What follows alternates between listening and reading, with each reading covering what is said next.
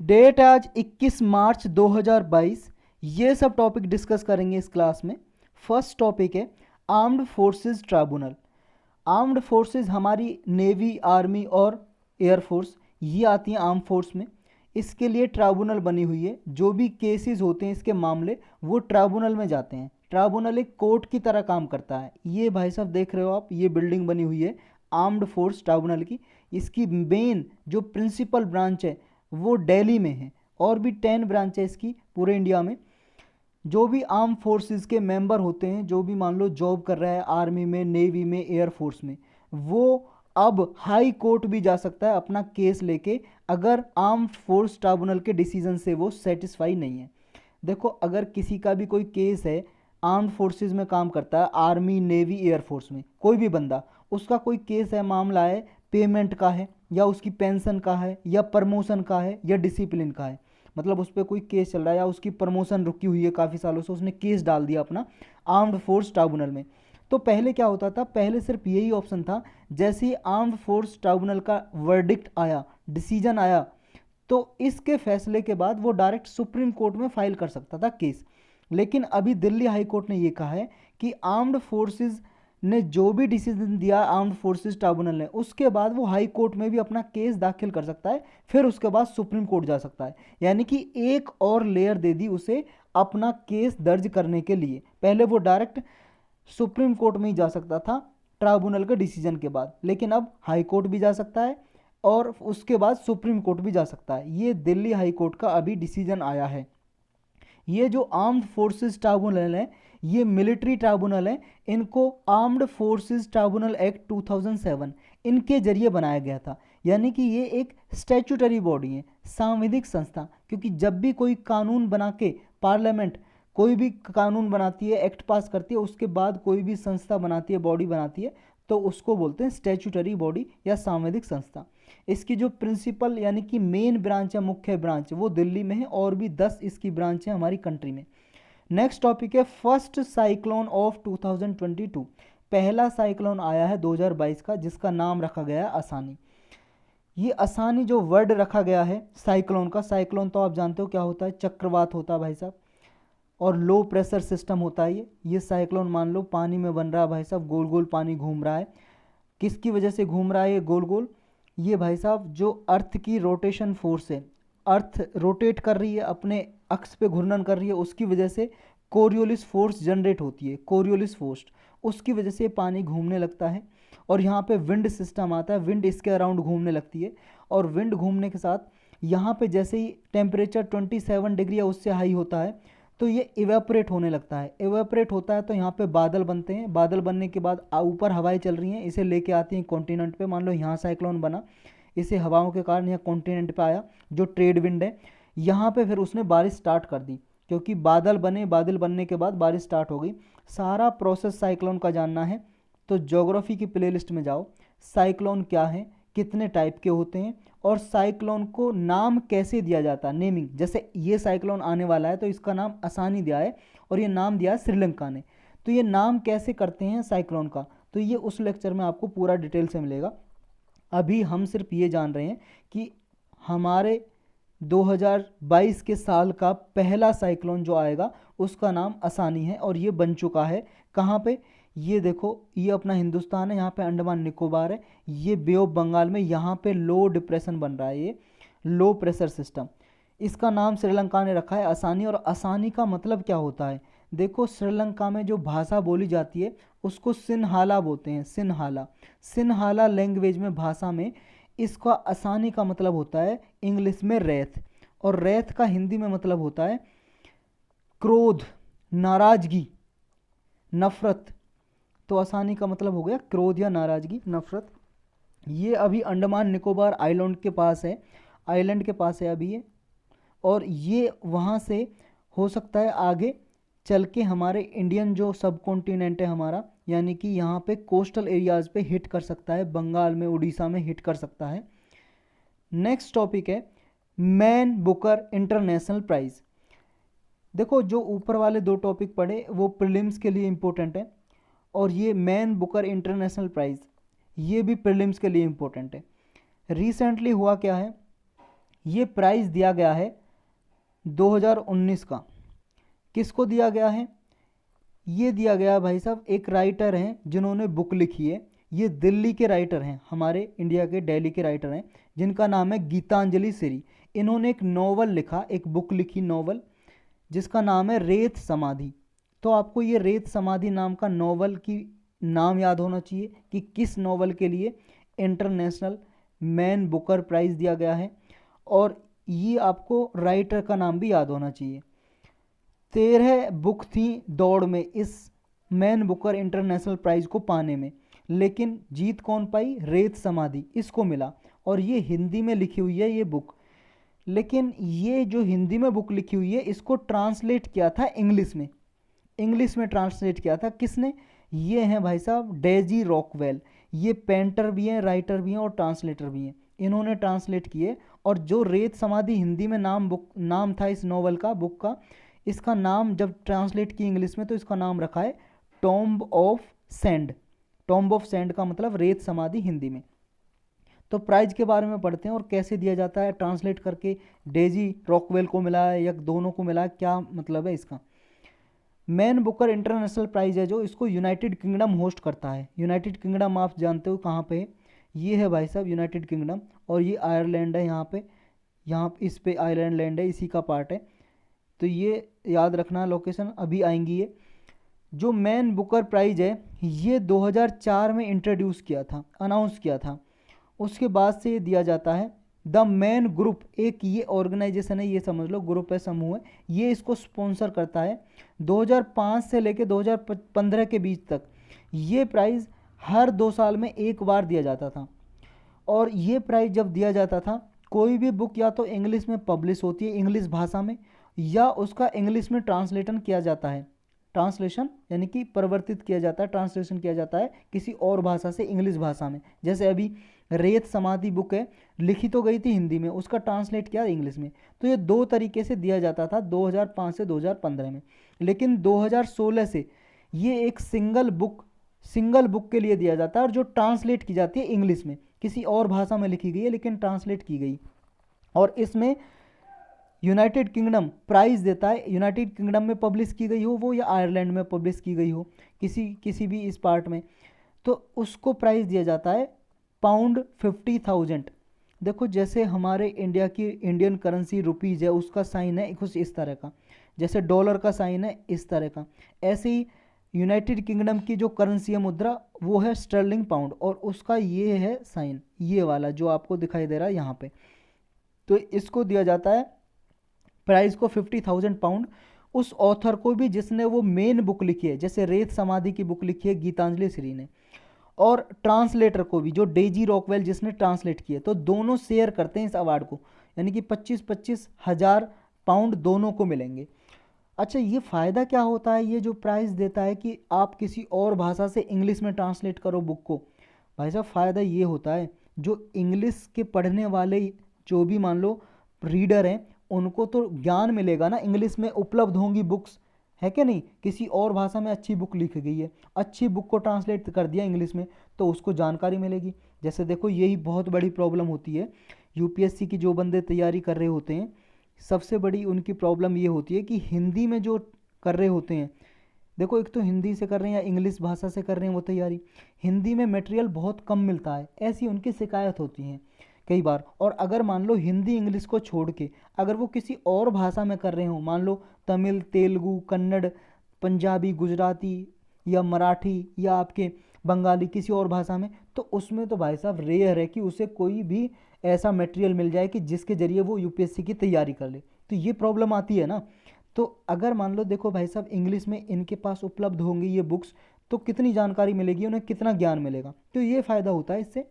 Next topic है India's first rapid rail for Delhi to Meerut corridor. India की पहली rapid rail ये चलाई जा रही है, कहाँ से कहाँ तक जाएगी? दिल्ली से मेरठ। दिल्ली के सराय काले खां जो प्लेस है, जगह है सराय काले खां, वहाँ से ये मेरठ तक जाएगी।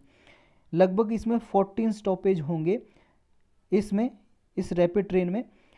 और इसको अभी स्टार्ट किया गया, अनवेल्ड किया गया है national capital regional transport corporation, इस कॉरपोरेशन ने स्टार्ट किया गया है। लगभग अभी इसको अनवेल किया है, आने वाले 1-2 महीने में ये चल जाएगी, स्टार्ट हो जाएगी। 82 किलोमीटर की यात्रा ये तय करेगी 55 मिनट में। लगभग 180 किलोमीटर की रफ्तार से चलेगी ये, 180 किलोमीटर पर आवर, 1 घंटे में 180 किलोमीटर की स्पीड से दौड़ेगी। इंडिया की पहली ये रैपिड ट्रेन होगी जिसमें बिजनेस और प्रीमियम कोच भी होंगे। कोच का मतलब डिब्बे, इसमें डिब्बे होंगे कि बिजनेस क्लास के लिए जिसकी टिकट थोड़ी ज़्यादा होगी, प्रीमियम जिसकी थोड़ी कम होगी, और नॉर्मल पब्लिक के लिए भी। नेक्स्ट टॉपिक है sexual harassment of woman at work place, prevention prohibition and redressal act of 2013। Prelims और जीएस पेपर 2 के लिए इंपॉर्टेंट है ये। सेक्सुअल हैरासमेंट, हैरासमेंट का मतलब होता है सताना, सेक्सुअली सताना किसी महिला को। इसको रोकने के लिए वर्क प्लेस पे, वर्क प्लेस का मतलब किसी फैक्ट्री कंपनी में कोई महिला काम करती है और वहाँ पे मान लो उसका बॉस उसे परेशान करता है, उससे कहता है कि कोई फेवर मांगता है, उससे सेक्सुअल हैरासमेंट करता है उसके साथ में, तो उसके खिलाफ ये कंप्लेंट की जा सकती है इस एक्ट के थ्रू, और उस पर केस चलाया जा सकता है उस आदमी पे। तो ये सेक्सुअल हैरासमेंट रोकने के लिए वर्क प्लेस पे ये एक्ट पास किया गया था 2013 में। अभी न्यूज में इसलिए है, केरल हाई कोर्ट ने ये डिसीजन सुनाया अपना। जो फिल्म इंडस्ट्री है ना, फिल्म इंडस्ट्री ये भी एक उद्योग है भाई साहब, ये भी कंपनी की तरह ही होती हैं। तो इनसे कहा है कि आप जॉइंट कमेटी बनाइए ताकि जो सेक्सुअल हैरासमेंट के केस आते हैं वुमन के अगेंस्ट, तो उनसे निपटा जा सके इस एक्ट के जरिए। तो क्या कहता है ये एक्ट, देखो 2013 में ये एक्ट बनाया गया था। ये एक्ट कहता है कि कोई भी मान लो वुमन के खिलाफ सेक्सुअल हैरासमेंट करता है वर्क प्लेस पे, तो इसको बनाया गया था विशाखा गाइडलाइंस के आधार पे। विशाखा गाइडलाइंस कुछ रूल्स हैं, नियम हैं जो सुप्रीम कोर्ट ने अपने 1997 के जजमेंट में दिए थे, उन्हीं को बोलते हैं विशाखा गाइडलाइंस।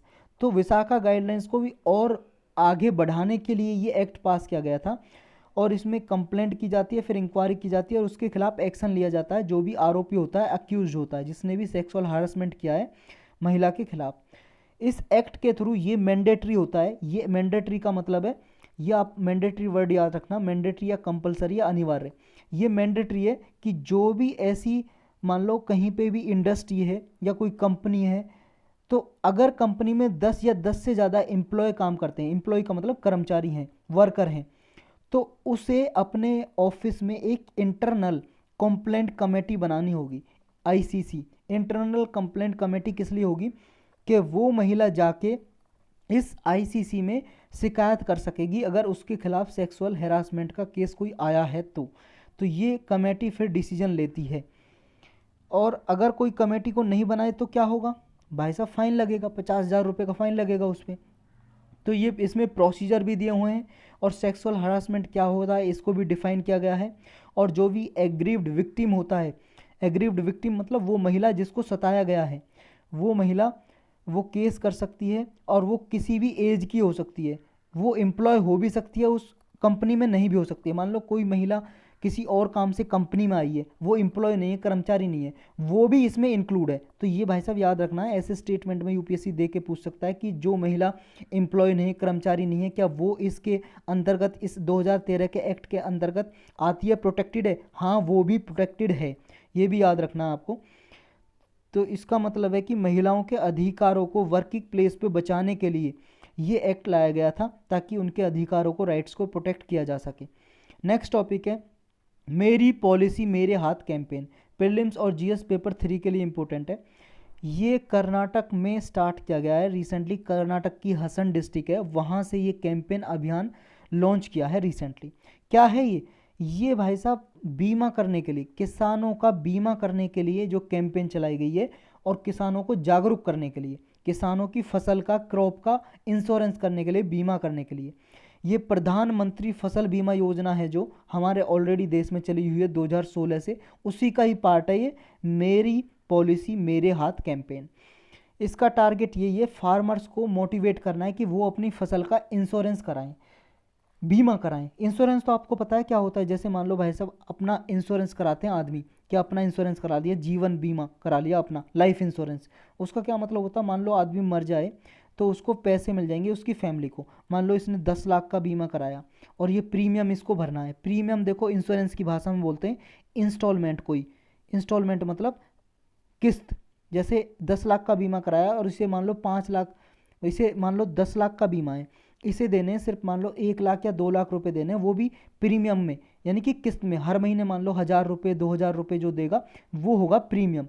है किस्ती, लेकिन इंश्योरेंस में उसका नाम क्या है, प्रीमियम बोल देते हैं इंश्योरेंस की भाषा में। तो ये प्रीमियम उसे देना पड़ेगा। मान लो उसे 2 लाख रुपए देना पड़ेगा, सिर्फ 2 लाख देने पड़ रहे हैं। अगर वो मर जाता है तो कंपनी उसे कितना देगी, 10 लाख रुपए देगी। समझ रहे हो, ये फ़ायदा होता है।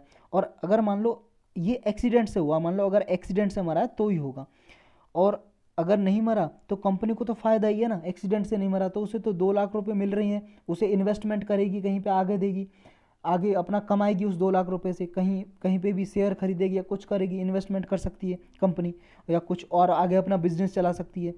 और अगर ये मर गया तो भाई साहब इसकी फैमिली को फ़ायदा ही होगा, 10 लाख रुपए मिल जाएंगे। 2 लाख रुपए इन्वेस्ट किए थे इसने, या बीच में ही 2 लाख रुपए पूरे नहीं भर पाया, अपना लगातार प्रीमियम भरता रहा, मान लो इसने 1 लाख ही भरा, तब भी उसे 10 लाख रुपए मिल जाएंगे। तो ये फ़ायदा होता है। ऐसे ही अगर मान लो क्रॉप फेल हो जाए, क्रॉप फसल, मान लो फसल बोई है किसान ने, ओले पड़ जाएं, हेल स्टॉर्म हो जाए, बारिश बहुत ज़्यादा आ जाए, फसल ख़राब हो जाए, सड़ जाए, या फसल काट के रख लिया, बहुत ज़्यादा बारिश हो जाए, किसान की फसल खेत में ही थी, सड़ जाए, तो उस टाइम में क्या है, इंश्योरेंस कंपनी इंश्योरेंस दे देगी उसका, जितने का भी इंश्योरेंस कराया था। ये फ़ायदा है। तो इसके लिए जागरूक किया जा रहा है इस कैंपेन के थ्रू किसानों को। प्रधानमंत्री जो फसल बीमा योजना चलाई गई थी उसका टारगेट यही था कि उसके घर तक डोर स्टेप पे जाके डॉक्यूमेंट के बारे में जानकारी दें, और घर पे उसके इस जो मेरी पॉलिसी मेरी हाथ है, इसका भी लक्ष्य यही है कि उसके डोर स्टेप पे जाके, किसान के दरवाजे पे जाके उसको बताया जाए कि इस अगर अपनी फसल का इंश्योरेंस किसान कराता है तो उसका फ़ायदा कितना हो सकता है। सिग्निफिकेंस क्या होंगे इसके, इंपॉर्टेंस एक तो यही होगी भाई साहब, उसके घर पे जाके किसान को अवेयरनेस होगी इस कैंपेन के जरिए, और कैंपेन के जरिए जब अवेयरनेस होगी तो इससे क्या है, फार्मर का और जो इंश्योरेंस कंपनी है उनका डायरेक्ट कम्युनिकेशन भी बढ़ेगा, यानी कि डायरेक्टली जो इंश्योरेंस करती है कंपनी और फार्मर के बीच में वार्तालाप हो सकेगी, और किसान हो सकता है अपनी क्रॉप का इंश्योरेंस करा ले तो उसको भी फ़ायदा होगा। तो ये फसल बीमा योजना क्या है, इसके बारे में डिटेल से पढ़ लेते हैं। कई बार पढ़ चुके हैं ऑलरेडी, इसका स्पेशल लेक्चर बना हुआ है पॉलिटी की प्लेलिस्ट में, तो इसे जल्दी से रिवाइज करेंगे। प्रधानमंत्री फसल बीमा योजना 2016 में लॉन्च की थी, 2022 में इसको कितने साल हो गए, 6 साल कंप्लीट कर लिए इसने। 18 फरवरी 2016 को लॉन्च की थी। ये जो लॉन्च की थी इसकी परफॉर्मेंस अब तक क्या रही है, अब तक देखो इसने 30 करोड़ फार्मर की एप्लीकेशन आई है, जिसमें से लगभग 5.5 करोड़ फार्मर को पर ईयर एप्लीकेशन लगभग आई है, और उनमें से 5 साल में के पीरियड में 8.3 करोड़ फार्मर से ज़्यादा एप्लीकेशन को बेनिफिट हुआ है, फ़ायदा हुआ है। और जो गवर्नमेंट ने पैसा दिया है ना इंश्योरेंस में फार्मर की मदद की, वो 95,000 करोड़ से ज़्यादा फ़ायदा हुआ है। 20,000 करोड़ फार्मर ने भी इसमें अपना शेयर दिया है। जो प्रीमियम देते हैं ना, जब किसान अपना इंश्योरेंस कराएगा तो वो भी तो प्रीमियम देगा, तो सारे किसानों ने, जो इतने किसान है, ये इतने किसानों को फ़ायदा हुआ 8.3 करोड़ से ज़्यादा, तो इन्होंने 20,000 करोड़ रुपए दिए हैं इसमें, इस बीमा योजना में। तो ये बीमा योजना के बारे में और थोड़ा डिस्कस कर लेते हैं। इससे पहले देखो 2 बीमा योजना चली हुई थी, एक नेशनल एग्रीकल्चर इंश्योरेंस स्कीम और एक मॉडिफाइड, इसी के आगे लगा दिया बस, NAIS के आगे लगा दिया modified national agriculture insurance scheme. इन दोनों को मिला के 2016 में ये स्कीम चलाई प्रधानमंत्री फसल बीमा योजना। किसकी लाइन पे, वन नेशन वन स्कीम की लाइन पे, कि हमारे देश में एक स्कीम होनी चाहिए। 2016 में लॉन्च किए तो पढ़ ही लिया। कवरेज क्या है इसमें, सारी फूड क्रॉप जितनी भी हैं वो सारी कवर है इसमें, किसी भी फूड क्रॉप का, गेहूं चावल का इंश्योरेंस कराया जा सकता है। ऑयल सीड क्रॉप है, कोई मान लो तिल की खेती करते हैं, या ग्राउंड नट की, या सरसों की, वो भी सब कवर है इसमें। इसमें कॉमर्शियल और हॉर्टिकल्चर क्रॉप भी कवर है। हॉर्टिकल्चर जैसे कोई फूल की खेती करता है, फ्लावर या फ्रूट की करता है, फल की या सब्जियां उगाता है, सब इसमें कवर हैं। इसमें जो प्रीमियम की राशि है, जो किसान को प्रीमियम देना पड़ता है, किसान पे करता है ना, मान लो किसान ने मान लो 10,000 का इंश्योरेंस कराया, उसे 1,000 रुपये देने हैं और उसे किस्त देनी है, तो उसका 1,000 का केवल 2% ही देना पड़ेगा खरीफ क्रॉप के लिए। खरीफ क्रॉप का मतलब है जो जून से सितंबर में फसल बोई जाती हैं, और 1.5% देना पड़ेगा रबी क्रॉप के लिए, यानी कि जो विंटर में बोई जाती हैं, नवंबर से लेके मार्च के बीच में जो फसलें बोई जाती हैं, काटी जाती हैं, उन्हें बोलते हैं रबी क्रॉप। उनके लिए 1.5% ही प्रीमियम देना पड़ेगा। मान लो प्रीमियम का मतलब क्या है 1.5% का, जैसे मान लो 10,000 का बीमा कराया अपनी फसल का, खरीफ क्रॉप का, मान लो चावल का पैडी कल्टीवेशन का कराया 10,000 का, और उसे देना पड़ेगा सिर्फ 2%। और मान लो 10,000 का बीमा कराया, 2% देना पड़ेगा। 2% कितना हो जाएगा इसका, लगभग 2,000 हो जाएगा। तो इतना बाकी का कौन देगा, बाकी का देगी गवर्नमेंट, सेंट्रल और स्टेट गवर्नमेंट दोनों मिलकर देंगी। और हॉर्टिकल्चर क्रॉप के लिए 5% देना पड़ेगा एक किसान को, बाकी का कौन देगा, सेंट्रल और स्टेट गवर्नमेंट। ऑब्जेक्टिव क्या है इसका, टारगेट तो यही है ना, किसानों की फसल को बचाना पेस्ट डिसीज क्लैमिटी से, उनको इनकम इंश्योरेंस देना, ताकि उनकी फसल मान लो फेल भी हो जाए, उसकी वजह से उसकी इनकम पे प्रभावित ना हो, उनकी इनकम आए। तो ये एग्रीकल्चर मॉडर्न प्रैक्टिसेस भी अपना सके, इनोवेटिव प्रैक्टिसेस भी अपना सकें खेती करने के लिए, ये भी उन्हें सुनिश्चित करना है किसान के लिए। और एग्रीकल्चर सेक्टर में क्रेडिट का फ्लो आए, यानी कि पैसा है, ताकि किसान फसल को अच्छे से उगा सके। कवरेज तो हमने ऑलरेडी पढ़ लिया। इसमें देखो एक जनरल क्रॉप एस्टिमेशन सर्वे की जाती है, जिसमें क्रॉप कटिंग एक्सपेरिमेंट निकाला जाता है। क्रॉप कटिंग ये एक्सपेरिमेंट ये किया जाता है कि किसान को कितना नुकसान हुआ फसल करने में, उसका कितना टोटल लॉस था, ये निकाला जाता है क्रॉप कटिंग एक्सपेरिमेंट में। ये इंश्योरेंस कंपनी करती है इसमें। पहले देखो फसल बीमा योजना जब लॉन्च की थी फर्स्ट फेज में, उसके बाद सेकंड फेज भी इसका लॉन्च किया था, उसको बोलते हैं प्रधानमंत्री फसल बीमा योजना 2.0। जब ये पहले लॉन्च की थी 2016 में, तो ये कुछ किसानों के लिए अनिवार्य था, मैंडेटरी था कि ये किसानों को इंश्योरेंस कराना ही पड़ेगा। लेकिन जब सेकंड फेज लॉन्च किया तो अब फिलहाल की जो सिचुएशन है, अब ये कंप्लीटली वॉलंटरी है। वॉलंटरी का मतलब है अपनी मर्जी से किसान चाहे तो इंश्योरेंस करा सकता अपनी फसल का, नहीं तो नहीं करा सकता, उसकी मर्जी है, कराए ना कराए। 100% वॉलंटरी है। अब ये 2020 से ही वॉलंटरी बना दी थी जब सेकंड फेज लॉन्च किया था। सेंट्रल सब्सिडी की भी इसमें लिमिट है। इसमें देखो जो भी अनइरिगेटेड एरियाज हैं, ऐसे क्षेत्र जहां पे कोई पानी की सिंचाई के लिए कोई उपलब्ध नहीं है, कोई भी ऐसा फैसिलिटी, उन एरियाज के लिए 30% तक जो प्रीमियम की राशि है, मान लो 1,000 रुपये था तो 30% सेंट्रल गवर्नमेंट देगी, बाकी का किसान और कौन देगा, स्टेट गवर्नमेंट देगी। किसान के लिए तो कम ही है, 2%, 1.5%, 5%, बाकी का जो बचा है वो देगा स्टेट गवर्नमेंट। और इरिगेटेड एरियाज के लिए जहाँ पे सिंचाई के लिए खेतों में पानी लगाने के लिए फैसिलिटी अवेलेबल है, उनके लिए 25% देगा सेंट्रल गवर्नमेंट सब्सिडी, और बाकी का स्टेट और किसान। फ्लेक्सिबिलिटी इसमें स्टेट के लिए दी है, अगर वो चाहे तो स्टेट इसमें और भी जो ऐसे रिस्क हैं उनको इंक्लूड कर सकता है। रिस्क का मतलब जोखिम, मान लो इसमें इंक्लूड किए गए कि किसानों की फसल अगर हेल स्टॉर्म आने से, ओले पड़ने से ख़राब हो जाती है, तो उसको इंश्योरेंस दिया जाएगा, उसका बीमा किया जाएगा। चाहे तो इसमें स्टेट गवर्नमेंट ये भी इंक्लूड कर सकती है, मान लो किसानों की फसल बंदरों ने ख़राब कर दी, बंदर आए, बहुत सारे बंदर, हज़ारों बंदर फसल किसानों की फसल में घुस गए, उसके खेत तोड़ दिए, समझ गए, या हाथी आ गए, हाथियों ने तोड़ दी, तो ये और भी कोई रिस्क है, जोखिम है जो इसमें इंक्लूड नहीं है, वो स्टेट चाहे तो इंक्लूड कर सकता है। कोई भी पोस्ट हार्वेस्ट लॉस, मान लो फसल कटने के बाद नुकसान हुआ है, वो भी इंक्लूड कर सकता है, या कोई और लोकलाइज्ड क्लेमिटी आ गई, लोकल लेवल पे संकट आ गया कोई, या मिड सीजन में एडवर्सिटी हो गई, तो उसको भी इंक्लूड कर सकते हैं स्टेट। पेंडेंसी पे पेनलाइज किया जाएगा। अगर मान लो 31 मार्च तक जो स्टेट को पैसा दिया गया है, स्टेट मतलब स्टेट को जो पैसा देना है वो शेयर स्टेट ने नहीं दिया अपना 31 मार्च तक इसमें अपना प्रीमियम, तो उस पर पिनलाइज किया जाएगा, उस स्टेट को पेनल्टी लगाएगा सेंट्रल गवर्नमेंट। और अगर खरीफ सीजन के लिए 31 मार्च तक, और रबी सीजन के लिए 30 सितंबर तक, यानी कि पैसा देना ना, जो स्टेट को अपना शेयर देना इंश्योरेंस कंपनी को नहीं दिया, 30 सितंबर तक जारी नहीं किया, तो भाई साहब ये पेनल्टी लगाएगा स्टेट पे सेंट्रल गवर्नमेंट।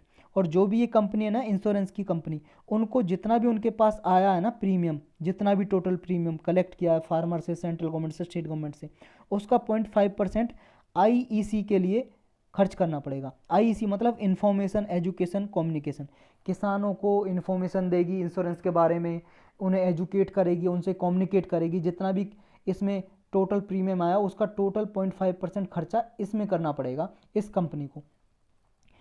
तो ये अभी न्यूज में इसलिए भी है क्योंकि इसको बहुत सारे किसान क्रिटिसाइज कर रहे हैं। जब से ये लॉन्च हुई है महाराष्ट्र के किसान तो इसे आलोचना कर रहे हैं, इसकी आलोचना करे जा रहे हैं, बुराई करे जा रहे हैं। बुराई क्यों कर रहे हैं? कुछ कमी होगी इसमें, क्या कमी है वो? इनका कहना ये है कि इससे फार्मर से ज़्यादा इंश्योरेंस कंपनी को ज़्यादा फायदा हो रहा है इस स्कीम से। क्यों? देखो भाई साहब, अगर मान लो किसान की फसल बिगड़ी नहीं, को फेल नहीं हुई, ना ओले पड़े, ना हाथी घुसे, ना बंदर ने तोड़ी, किसी ने नहीं तोड़ी किसान की फसल, उगाई फसल अच्छे से उगाई और कोई नुकसान नहीं होगा, फिर फसल को बेच आया और उसे अपनी राशि मिल गई बेचने के बाद। लेकिन किसान ने इंश्योरेंस करा लिया था ऑलरेडी, इस डर से कि मेरी फसल ख़राब ना हो जाए। और जो किसान ने पैसा दिया था, सेंट्रल गवर्नमेंट ने, स्टेट गवर्नमेंट ने, जो भी इंश्योरेंस कंपनी को पैसा दिया था, अब कंपनी तो तभी वापस देती ना उस पैसे को बढ़ा के, जितना भी इंश्योरेंस कराया था, जब किसान की फसल बिगड़ जाती, फेल हो जाती, तभी देती ना। लेकिन किसान की फसल तो फेल नहीं हुई, तो सारा पैसा किसके पास गया? इंश्योरेंस कंपनी के पास। तो फ़ायदा इसको ज़्यादा इंश्योरेंस कंपनी को हो रहा है, किसान और बाकी को तो जो भी पब्लिक एक्सचेकर है उनका तो कोई फ़ायदा ही नहीं है इसमें। ये किसानों का क्रिटिसाइज है। दूसरा ये भी है कि जब अगर मान लो किसान की फसल फेल हो भी जाती है तो इंश्योरेंस की राशि जब कंपनी देती है तो उसमें डिले करती हैं, बहुत देरी करती हैं, बहुत सारे किसानों को डिनाई कर देती हैं, इनकार कर देती हैं। ये भी केस देखने को मिले हैं। और जो इंश्योरेंस कंपनी है उन पे ब्लेम किया जाता है कि वो जो कटिंग एक्सपेरिमेंट है ना, क्रॉप कटिंग एक्सपेरिमेंट, उसे भी सही से कंडक्ट नहीं कर रहे हैं। क्रॉप कटिंग एक्सपेरिमेंट का मतलब जो टोटल लॉस हुआ है, किसान टोटल नुकसान उठाता है फसल उगाने में, उसकी भी सर्वे नहीं करती हैं अच्छे से। इसलिए देखो, जो कंपनी मान लो जो फ़ायदा ज़्यादा उठा रही है, इसी वजह से तो ये प्रोविज़न लास्ट में गवर्नमेंट ने इंक्लूड की थी कि अपना टोटल प्रीमियम का जो कंपनी है 0.5% आईईसी पे, इंफॉर्मेशन एजुकेशन कम्युनिकेशन पे खर्च करेंगी। ये बाद में जोड़ी गई थी गवर्नमेंट के द्वारा इस स्कीम में। और क्या है इसमें? और यह है कि इसकी वजह से, इसकी क्रिटिसाइज करने की वजह से बहुत सारे स्टेट ने विदड्रॉ कर लिया है स्कीम से, वापस हो गए हैं। जैसे गुजरात वापस हो गया है, बिहार, वेस्ट बंगाल, आंध्र प्रदेश, तेलंगाना, झारखंड, इन्होंने आउट कर लिया इस स्कीम से, अब कोई लाभ नहीं ले रहे हैं इस स्कीम के अंदर। नेक्स्ट है what is extinction rebellion. Prelims और जीएस पेपर 3 के लिए इंपॉर्टेंट है। ये जो एक्सटिंक्शन रिबेलियन है किसके रिगार्डिंग है, बस आपको इतना पता होना चाहिए।